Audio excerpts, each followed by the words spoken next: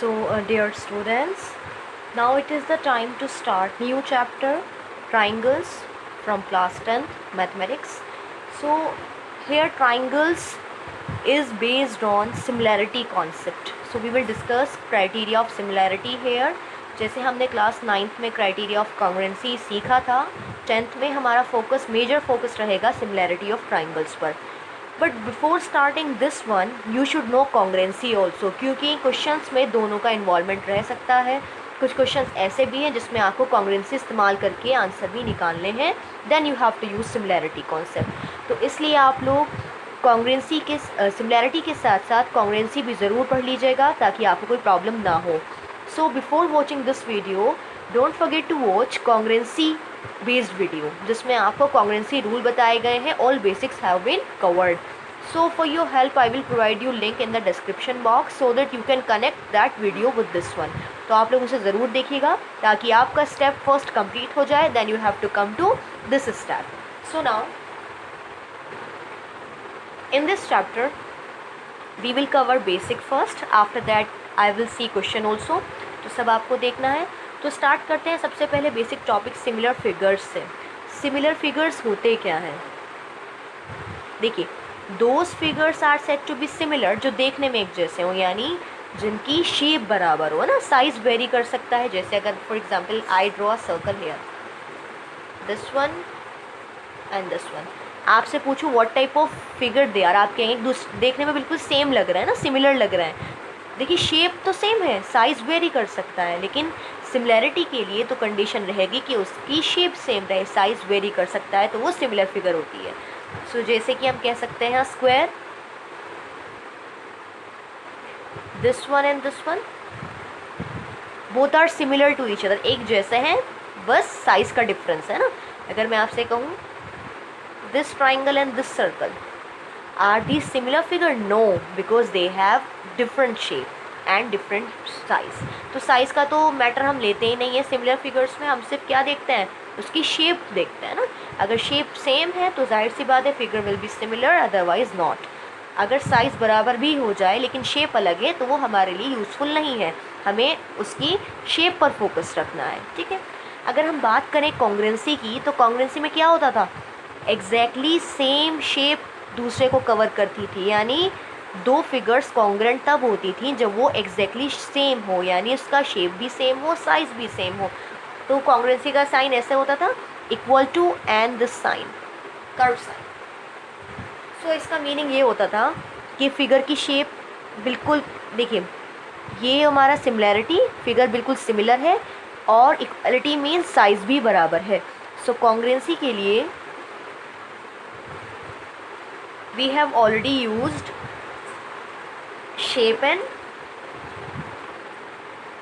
Size, but in case of similarity हमें सिर्फ ये साइन इस्तेमाल करना है, दिस वन. सो ये सिमिलैरिटी का साइन है. इसका मतलब सिर्फ क्या होना चाहिए, शेप बराबर होनी चाहिए, साइज़ मैटर नहीं करता है. तो क्या हम कह सकते हैं हर कॉन्ग्रुएंट फिगर सिमिलर ज़रूर होगी, लेकिन हर सिमिलर फिगर कॉन्ग्रुएंट क्यों नहीं हो सकती, क्योंकि साइज़ का हमने यहाँ फैक्टर इन्वॉल्व ही नहीं किया है. So we can directly say, I am repeating my statement, all congruent figures are similar but all similar figures are not congruent. ठीक है. सो ये तो था हमारा सिमिलर फिगर्स का concept. Now we are going to start second concept, that is similarity of triangles. Earlier we discussed similar figures and especially similar triangles. Now similarity of triangles. अब हम कैसे कह सकते हैं दो triangles similar हैं या नहीं, because we have infinite things, है ना. दो पेयर्स सर्कल के भी सिमिलर हो सकते हैं, स्क्वायर के भी सिमिलर हो सकते हैं, बहुत सारी चीज़ें हैं जो सिमिलर हो सकती हैं. So we have to concise ourselves to triangles only. हमें इस चैप्टर में ट्राइंगल्स की सिमिलैरिटी ही पढ़नी है. तो देखिए कैसे पढ़ते हैं. तो सबसे पहले आपसे अगर पूछा जाए कि दो ट्राइंगल्स सिमिलर कब होंगे, तो आप कैसे कहेंगे? आप डायरेक्ट फिगर ऑब्जर्व करेंगे, अगर शेप बराबर है तो ट्राइंगल सिमिलर हैं, अदरवाइज नॉट. देखिए अगर आपसे डायरेक्टली कहा जाए दो इक्विलेटरल ट्राइंगल्स हैं तो वो ऑब्वियसली सिमिलर होंगे, बिल्कुल दोनों की शेप बराबर है. लेकिन कभी कभी ऐसा होता है हमें सामने से शेप बराबर लग रही हो लेकिन एंगल का ज़रा सा फ़र्क आ जाए. हो सकता है कि जैसे आपको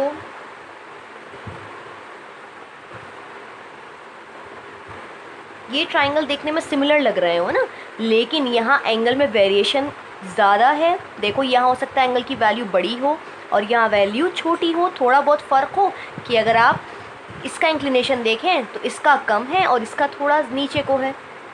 तो आपको जो बाय नेकेड आइज़ आप इसे कह सकते हैं कि ये सिमिलर है, लेकिन श्योरिटी नहीं है हमारे पास कि एग्जैक्टली सिमिलर हो सकते हैं या नहीं। तो शेप बिल्कुल एग्जैक्ट है या नहीं ये हम बता सकते हैं, स्पेशली ट्राइंगल्स का अगर हम बात करें यहाँ, तो उनकी प्रॉपर्टीज़ के हिसाब से। वो प्रॉपर्टी क्या होती है, देखिए यहाँ पर हम एग्जांपल लेते हैं।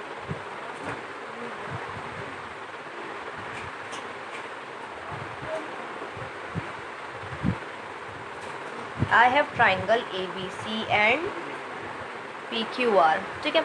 दिस एंगल से 90 है, 90 है, this one is also 90, this is 45, this one is 45। देखो एंगल एग्जैक्टली सेम हमने यहाँ मेजरमेंट लिख दी है, इसलिए अब आप बिना किसी प्रॉब्लम के कह सकते हैं इंक्लिनेशन बराबर है। यहाँ 90 का है, this is 45 and 45। Since angles are exactly same, so ये फिगर सिमिलर है। तो इसका क्राइटेरिया क्या है आपके लिए, देख कभी कभी हमें एंगल्स सभी गिवन नहीं होते, तो वहाँ पर हमें प्रॉब्लम हो जाती है। तो एक मिनिमम क्राइटेरिया है सिमिलैरिटी के लिए, अगर वो फुलफ़िल हो गया तो दोनों ट्राइंगल आप सिमिलर कह सकते हैं बिना किसी डाउट के। तो देखिए क्या होता है, ये तो आपने एंगल्स ले लिए, इसके बाद बात आती है, दिस इज़ 6 सेंटीमीटर, 8 सेंटीमीटर, 10, 3, 4, 5। देखो एंगल्स बराबर हैं तो ये सिमिलर हो चुकी हैं फिगर्स, आपने डिक्लेयर कर दिया है। और साथ साथ अगर आप ध्यान से देखें तो क्या इसकी साइड का रेशो भी बराबर बैठ रहा है, यानी करस्पॉन्डिंग साइड्स का रेशो। देखिए AB के सामने आप PQ लीजिए, BC to QR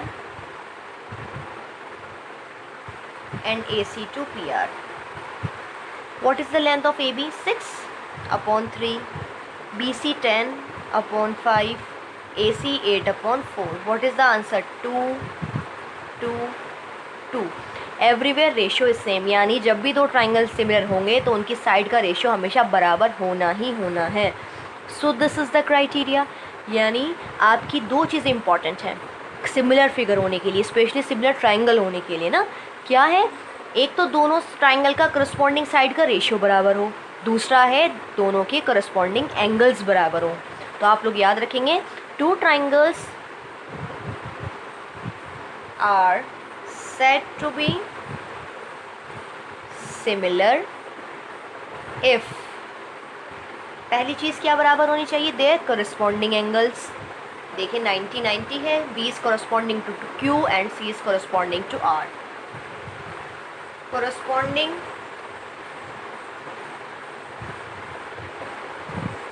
angles should be equal, corresponding sides must have same ratio, यानी corresponding साइड का रेशियो भी बराबर होना ही चाहिए, तो दो ट्राइंगल्स सिमिलर हो जाएंगे। तो इस बेसिस पर ये जो आपसे अभी तक मैंने टॉपिक डिस्कस किया है सिमिलैरिटी ऑफ ट्राइंगल्स के लिए, जो मिनिमम 2 कंडीशंस हैं, क्राइटेरिया है, और ऊपर से आपसे सिमिलर ट्राइंगल्स की के ऊपर हमने सिमिलर फिगर्स भी पढ़े हैं। तो बेसिक जो पढ़ा है उसके बेसिस पर आप एक्सरसाइज 6.1 बहुत ईजिली ट्राई कर सकते हैं। This is you can say fill in the blanks exercise and you have to identify similar figures there.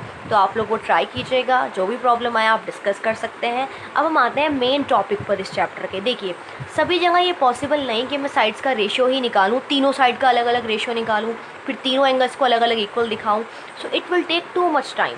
तो इससे भी आसान कोई मेथड हमारे सामने ज़रूर होना चाहिए, ताकि हम अपना टाइम भी सेव कर सकें और अपनी फिगर को, स्पेशली ट्राइंगल को, सिमिलर भी शो कर सकें। तो इस प्रॉब्लम को सॉर्ट आउट करने के लिए कि हमें हमेशा करस्पॉन्डिंग एंगल्स ना बराबर दिखाने पड़े और साथ साथ करस्पॉन्डिंग साइड्स का रेशियो ना दिखाना पड़े, कुछ क्राइटेरिया हैं, जैसे कॉन्ग्रुएंसी में होते थे rule to prove any figure congruent, specially triangles. इसी तरह यहाँ पर हमें ट्राइंगल्स की सिमिलैरिटी भी प्रूव करनी आएगी with the help of some basic rules. अब देखिए वो रूल्स क्या क्या हैं। First rule is side side side, triple S rule, यानी इसमें साइड्स का इन्वॉल्वमेंट जहाँ भी होगा तो याद रखिएगा वहाँ साइड्स का रेशियो ही लेना है, और जहाँ एंगल्स की बात होगी वहाँ एंगल्स की इक्वालिटी लेनी है, यानी डायरेक्टली एंगल्स बराबर लिखना है। कभी आप उल्टा कर दें, एंगल्स को तो रेशो में ले लें और साइड को बराबर ले लें, तो हमेशा साइड का रेशो बराबर होना चाहिए और एंगल्स की वैल्यू इक्वल होनी चाहिए। So first criteria is triple S, second criteria is triple A. Triple angle अगर बराबर हैं तो जाहिर सी बात है उनकी साइड का रेशो भी बराबर बैठेगा, देखो जैसे यहाँ बैठ रहा था। एक होता है डबल ए, यानी हमें अगर डबल ए आ गया तो जाहिर सी बात है ट्रिपल ए भी हो जाएगा, क्योंकि डबल ए अगर है तो एंगल सम प्रॉपर्टी से तीसरा एंगल आएगा, और दूसरे ट्राइंगल में वही दो एंगल मौजूद है, तो तीसरा भी वही आएगा जो फर्स्ट ट्राइंगल में आया, तो ऑब्वियसली डबल ए से ट्रिपल ए हमेशा बनेगा। तो आपको ट्रिपल ए तक जाने की नीड नहीं है जब तक कि आपको वैल्यूज़ ना निकालने को बोला जाए, हम डबल ए से ही declare. We have double A, after that we have side angle side, then RHS। तो ये हमारे पास आप कह सकते हैं 5 रूल्स अवेलेबल हैं जिसकी मदद से हम दो ट्राइंगल्स को सिमिलर दिखाएंगे। सो ट्रिपल एस में आपके पास था तीनों साइड का रेशो बराबर होना चाहिए, जैसे यहाँ था। ट्रिपल ए में तीनों करस्पॉन्डिंग एंगल्स बराबर होने चाहिए। डबल ए में कोई भी दो एंगल्स बराबर रहेंगे, और साइड एंगल साइड में दो साइड का रेशो और उनके बीच का इंक्लूडेड एंगल, देखो 45 45, 6/3 2, 10/5 2। तो यानी आप कोई से भी रूल से ट्राइंगल्स को सिमिलर दिखा सकते हैं। अब जैसे कॉन्ग्रेंसी में होता था ना, triangle ABC is congruent to triangle PQR, तो उसकी कोरस्पॉन्डिंग एंगल्स बराबर होते थे और कोरस्पॉन्डिंग साइड्स भी बराबर होती थी बाई CPCT ना, corresponding part of congruent triangle. इसी तरीके से यहाँ क्या होता है, देखो यहाँ होता है triangle ABC is similar to triangle PQR। यहाँ क्योंकि सिर्फ शेप मैटर करती है ना, इक्वालिटी का साइन इसलिए नहीं क्योंकि साइज़ यहाँ डिफरेंट हो सकता है। तो ये हो गया हमारा सिमिलरिटी का sign, triangle ABC similar to PQR, जो भी क्राइटेरिया आप वेरीफाई कर रहे हैं। इसके बाद आप करस्पॉन्डिंग एंगल्स भी बराबर लिख सकते हैं, यानी angle A is equal to angle P भी आप बता सकते हैं, angle B is equal to angle Q, angle C is equal to angle R। Corresponding side का रेशो भी बराबर दिखा सकते हैं, और करस्पॉन्डिंग एंगल्स की वैल्यू बराबर और करस्पॉन्डिंग साइड का रेशो बराबर, यानी AB/PQ will be equal to BC/QR is equal to AC/PR।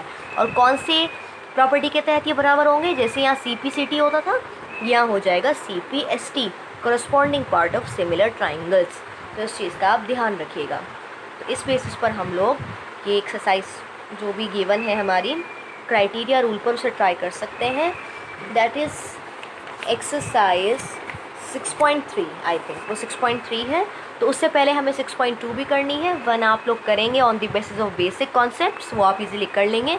अब 6.2 के लिए आपको एक थ्योरम बहुत अच्छे से मालूम होनी चाहिए जो हम पढ़ेंगे, basic proportionality theorem, that is BPT, which is important one, जो आपके एग्ज़ाम में आती है, बोर्ड एग्ज़ाम में। आपको अच्छे से उसका स्टेटमेंट लर्न होना चाहिए और इसका थ्योरम का प्रूफ भी आपको अच्छे से आना चाहिए, जो हम डिस्कस करेंगे अपनी नेक्स्ट वीडियो में, थ्योरम एंड इट्स कन्वर्स। वो बहुत इंपॉर्टेंट वीडियो है, ज़रूर देखिएगा। इसके बाद वो सेकंड सीक्वेंस में आ रही है, तो फिर हम आगे उस बेसिस पर 6.2 भी ट्राई करेंगे।